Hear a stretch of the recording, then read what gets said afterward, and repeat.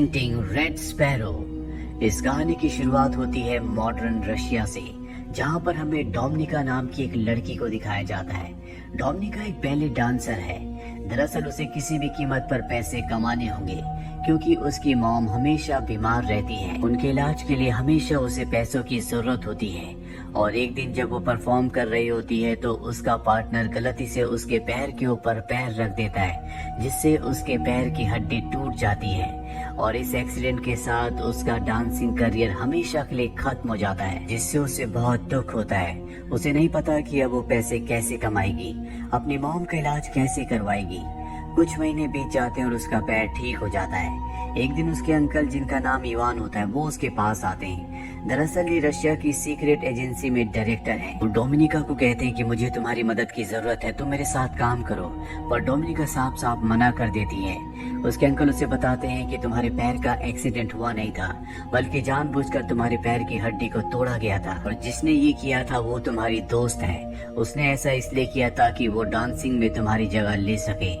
ये सुनकर डोमिनिका को बहुत दुख होता है, बहुत गुस्सा आता है, और वो अपने दोस्त के घर जाती है और उसे बुरी तरह से मारती है। इसके बाद एक बार फिर से वो अपने अंकल इवान से मिलती है और उनसे पूछती है कि मुझे क्या करना होगा। उसके अंकल उसे बताते हैं कि एक बहुत बड़ा गैंगस्टर है, तुम्हें उसे सिड्यूस करके एक होटल के कमरे में लाना होगा, और इसके बाद हमारे एजेंट्स अपना काम कर देंगे। इसके बदले तुम्हारी मॉम के जितने भी मेडिकल के खर्चे हैं वो सब के सब हम उठाएंगे। और अब डोमिनिका उसकी बात मान जाती है। वो उस गैंगस्टर से एक बार में मिलती है जहाँ पर वो उसे सिड्यूस करती है। इसके बाद वो गैंगस्टर उसे होटल के कमरे में ले जाता है, पर यहाँ पर इस वक्त तक कोई भी नहीं पहुँचा होता, इसीलिए वो आदमी उसकी जबरदस्ती इज्जत लूट लेता है, जिससे डोमिनिका को बहुत दुख होता है, क्योंकि उसे सिर्फ उस आदमी को सिड्यूस करना था। अब यहाँ पर एजेंट आ जाते हैं और उस गैंगस्टर को मार देते हैं, पर डोमिनिका इस बात से टूट गई है। वो अपने अंकल के पास जाती है और कहती है कि आज के बाद मैं ये काम कभी नहीं करूंगी। उसके अंकल को इस बात से कोई फर्क नहीं पड़ता कि उसकी इज्जत लुट चुकी है। वो कहते हैं कि अब तुम्हें हमारे राज के बारे में पता चल चुका है कि हम किस तरह से काम करते हैं, यानी कि तुम भी अब इस सीक्रेट एजेंसी का एक हिस्सा बन चुकी हो, और अगर तुमने हमारे साथ काम नहीं किया तो तुम्हें मार दिया जाएगा, क्योंकि तुम हमारे सारे राज जान चुकी हो। वहीं दूसरी तरफ हमें मॉस्को में नेट नाम के एक लड़के को दिखाया जाता है, जो कि एक अमेरिकन जासूस है, यानी कि वो CIA का एजेंट है। नेट एक आदमी से मिलता है जिसे वो मार्वल कहकर बुलाता है। दरअसल ये नेट को खबरें देता है और वो उसे कुछ खबर देकर वहाँ से निकल जाता है, पर तभी वहाँ पर पुलिस आ जाती है। नेट नहीं चाहता कि उसे खबर देने वाला मार्वल पकड़ा जाए, इसीलिए वो गोलियां चलाता है, जिससे पुलिस का ध्यान उसकी तरफ आकर्षित होता है और मार्वल उस जगह से भाग जाता है। पर नेट को पकड़ लिया जाता है और वापस अमेरिका भेज दिया जाता है। पर नेट एक बार फिर से रशिया जाना चाहता है, लेकिन उसके जो सीनियर होते हैं वो कहते हैं कि तुम रशिया नहीं बल्कि बुडापेस्ट जाओगे, ताकि तुम एक बार फिर से मार्वल से मिल सको। वहीं दूसरी तरफ हमें रशिया की सीक्रेट एजेंसी के डायरेक्टर इवान को दिखाया जाता है, जो उस वीडियो फुटेज को देख रहा होता है जिसमें नेट मार्वल से मिला था, और उसे देखकर उसे समझ में आ जाता है कि मार्वल एक रशियन सीक्रेट एजेंसी का ही मेंबर है, जो इस वक्त बुडापेस्ट में है। और अब इवान किसी भी कीमत पर उसे मारने के लिए किसी स्पाई को, यानी कि जासूस को भेजना चाहता है। वो डोमिनिका के पास जाता है और उसे कहता है कि तुम्हें बुडापेस्ट जाकर मेरा एक काम करना होगा, और सबसे पहले तुम्हें इसके लिए ट्रेनिंग लेनी होगी। और इसके बाद उसे एक स्पाई स्कूल में भेजा जाता है, जहाँ की ट्रेनिंग बहुत ही खतरनाक, बहुत ही मुश्किल होती है, लेकिन जल्दी वो इस ट्रेनिंग को पूरा कर लेती है। और इसके बाद डोमिनिका को बुडापेस्ट के लिए रवाना कर दिया जाता है, जहाँ पहुँचने के बाद सबसे पहले उसे नेट का विश्वास जीतना होगा, ताकि उसके जरिए वो किसी भी कीमत पर मार्वल तक पहुँच सके। दरअसल मार्वल का चेहरा कोई भी नहीं जानता, किसी को नहीं पता कि वो कैसा दिखता है, सिर्फ नेट ही एक तरीका है जिसके जरिए मार्वल तक पहुंचा जा सकता है। और अब डोमिनिका बुडापेस्ट पहुंच जाती है, जहां पर वो अपनी एक साथी एजेंट के साथ रहती है। साथ ही अब वो नेट का पीछा करना शुरू कर देती है। वो उस स्विमिंग क्लब को भी ज्वाइन कर लेती है, जहां पर नेट रोज आता है। डोमिनिका बार बार उसके सामने से जानबूझकर निकलती है ताकि वो उसे देखे। डोमिनिका बहुत ही सुंदर है, इसीलिए नेट भी उसे देखना शुरू कर देता है। और एक दिन जब वो सड़क पर उसके कम क्रॉस होती है तो वो उससे बात करता है। नेट को कहीं न कहीं डोमिनिका के ऊपर शक है।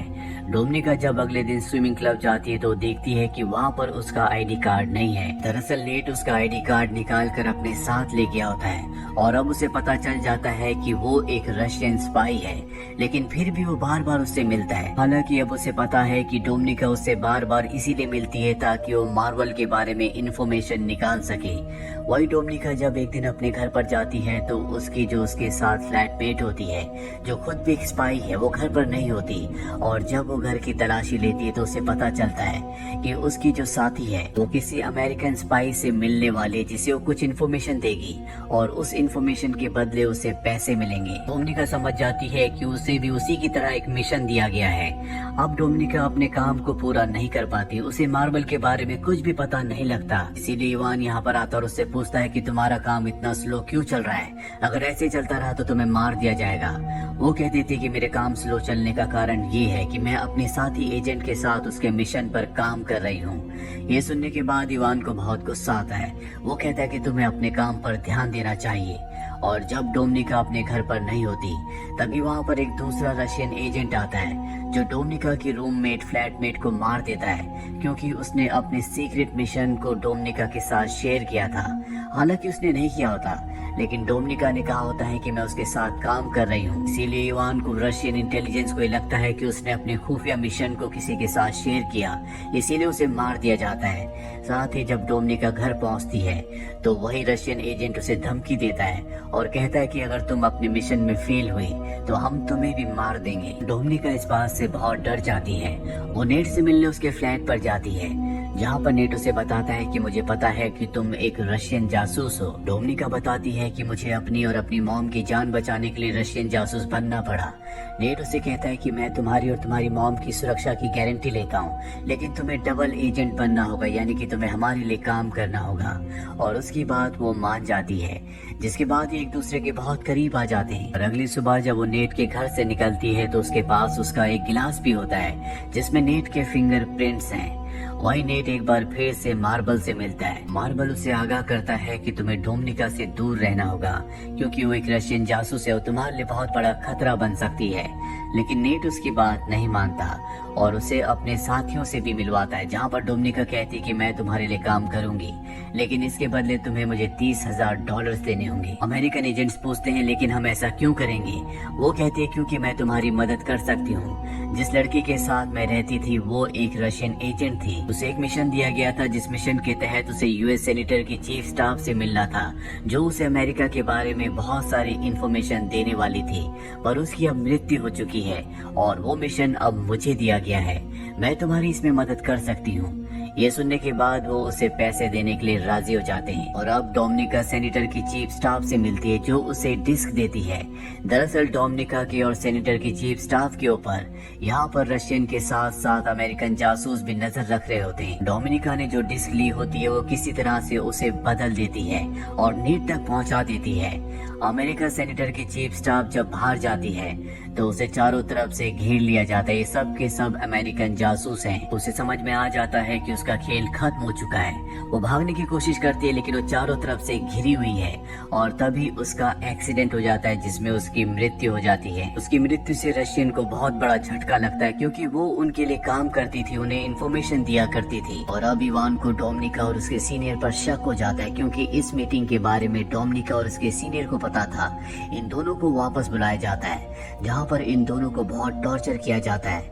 डोमिनिका के सीनियर की मृत्यु हो जाती है, लेकिन डोमिनिका अब भी जिंदा होती है। वो यहाँ पर इवान को बताती है कि मैंने सब इसलिए किया ताकि मैं नेट का भरोसा जीत सकूं और किसी भी तरह से मैं मार्बल तक पहुँच जाऊं। नेट का भरोसा मैंने जीत लिया है और अब मैं जल्दी मार्बल तक पहुँच जाऊंगी। इवान उसकी बातों में आ जाता है और उसे एक बार फिर से बुडापेस्ट भेजने के लिए राजी हो जाता है, पर बुडापेस्ट जाने से पहले वो इवान के घर आती है, जहाँ पर वो कुछ पलों के लिए उसे सीड्यूस भी करती है। इवान को उस पर शक है, इसीलिए बुडापेस्ट वो उसके पीछे एक और जासूस को भेजता है। डोमिनिका बुडापेस्ट पहुंचने के बाद सबसे पहले नेट से मिलती है। नेट उसे देखकर बहुत खुश होता है, अपने गले से लगा लेता है और वो नेट को सब कुछ बता देती है। और नेट अब भी उसे मार्बल के बारे में कुछ नहीं बताता, लेकिन वो उसे बहुत पसंद करता है, इसीलिए एक बार फिर से ये एक दूसरे के करीब आ जाते हैं। ये दोनों के दोनों सो जाते हैं। पर जब डोमिनिका की नींद खुलती है तो वो देखती है कि उसके सामने वही एजेंट है जिसे डोमिनिका के पीछे रशिया से भेजा गया था और उसने नेट को पकड़ा हुआ होता। वो किसी भी कीमत पर मार्बल का असली नाम और उसकी पहचान उससे जानना चाहता है, पर नेट उसे नहीं बता रहा होता। इसके बाद डोमिनिका भी नेट को मारने लगती है और उससे मार्बल का असली नाम पूछती है, लेकिन उसे टॉर्चर करते करते अचानक से वो रशियन जासूस के ऊपर हमला करके उसी को मार देती है। इसके चलते दोनों के दोनों घायल हो जाते हैं और डोमिनिका और नेट दोनों के दोनों हॉस्पिटल में होते हैं। यहाँ पर रशिया के जनरल जो कि इवान के सीनियर होते हैं, डोमिनिका जिन्हें पहले से जानती है, वो डोमिनिका से मिलने के लिए आते हैं और कहते हैं कि मुझे पता है कि नेट ने तुम्हें मार्बल का असली नाम नहीं बताया और जिस जासूस को हमने तुम्हारे पीछे भेजा था उसे तुमने ही मारा है और बहुत सारी ऐसी बातें हैं जो तुमने हमसे यानी कि रशिया से छुपाई है। डोमिनिका साफ साफ मना कर देती है। जनरल कहते हैं कि तुम्हें मुझसे डरने की जरूरत नहीं है। जिस मार्बल की तुम्हें तलाश है, जिसे नेट बचाने की कोशिश कर रहा है, वो और कोई नहीं बल्कि मैं हूँ। मैं रशिया के लिए पहले बहुत ईमानदार था। एक दिन मेरी पत्नी बहुत ज्यादा बीमार थी। एक अमेरिकन डॉक्टर था जो मेरी पत्नी को बचा सकता था, लेकिन मुझे इसके लिए अलाउ नहीं किया गया। उन्हें ऐसा लगता था कि मेरी सच्चाई उस डॉक्टर को यानी कि अमेरिकन को पता चल जाएगी, जिस वजह से मेरी पत्नी की मृत्यु हो गई। ये पूरा का पूरा सिस्टम करप्ट है, इसीलिए मैंने रशिया का साथ छोड़ दिया और एक डबल एजेंट बनकर अमेरिका के साथ और रशिया दोनों के साथ काम करना शुरू कर दिया। तुम्हारे आज जो भी हालात हैं वो तुम्हारे अंकल इवान की वजह से हैं। अगर वो चाहते तो तुम्हें इन सब चीजों से निकाल सकते थे, लेकिन उन्होंने ऐसा नहीं किया। तुम मेरी सच्चाई रशिया की खुफिया एजेंसी को बता सकती हो, जिससे मैं पकड़ा जाऊंगा और तुम एक नेशनल हीरो बन जाओगी और उसके बाद तुम मेरी तरह अमेरिका के साथ और रशिया के साथ दोनों के साथ एजेंट बनकर काम कर सकती हो और रशिया की करप्ट एजेंसी को खत्म करवा सकती हो। दरअसल जर्नल ने उसे सब कुछ इसलिए बताया होता है क्योंकि उन्हें पूरा विश्वास होता है कि जल्दी वो पकड़े जाएंगे और वो नहीं चाहते कि उनकी जिंदगी वेस्ट जाए। वो चाहते हैं कि डोमिनिका उन्हें पकड़वाए, जिसके बाद डोमिनिका उनकी जगह ले ले और अब डोमिनिका रशियन एजेंसी के पास जाती है। यहाँ पर वो उन्हें मार्बल की सच्चाई, उसका नाम और सब कुछ बता देती है। कुछ देर बाद हमें दिखाया जाता है कि रशियन एजेंट जनरल को नहीं बल्कि इवान को पकड़ लेते हैं, क्योंकि उसने इवान का नाम बताया होता है कि इवान ही मार्बल है और साथ ही उसने बहुत सारे सबूत भी दिए होते हैं, जिसमें पहला सबूत ये होता है कि उसने इवान के नाम पर एक अकाउंट खुलवाया होता है जिसमें उसने अमेरिकन से $30,000 डलवाए थे। साथ ही जब वो इवान के घर पर गई थी तो वो गिलास जो नेट के घर से लाई थी जिसमें नेट के फिंगरप्रिंट्स थे, वो उसने अपने अंकल इवान के घर पर छोड़ दिया था, जिससे ये साबित होता है कि इवान और नेट आपस में मिले हुए हैं। दरअसल वो शुरू से ही इवान को इस जाल में फंसा रही थी, जो अब पूरी तरह से उसके जाल में फंस चुका है। वो चाहकर भी अपनी बेगुनाही साबित नहीं कर सकता। रशियन एजेंट्स इवान को मार देते हैं और इस तरह से इवान का खात्मा हो जाता है। डोमिनिका ने मार्बल का पर्दाफाश किया होता है, इसीलिए उसे प्रमोशन मिल जाता है और अब वो रशिया में अपनी मॉम के साथ बहुत खुश है। लेकिन वो नेट को आज भी याद करती है क्योंकि वो नेट को पसंद करती है और एक दिन उसे एक अननोन नंबर से कॉल आता है। दूसरी तरफ से कोई नहीं बोलता, वहाँ से सिर्फ एक पियानो की धुन बजती है, जिसे सुनने के बाद वो समझ जाती है कि ये नेट है। इसी के साथ ये फिल्म, ये कहानी यहीं पर खत्म हो जाती है। उम्मीद करते हैं कि ये कहानी आपको पसंद आई होगी।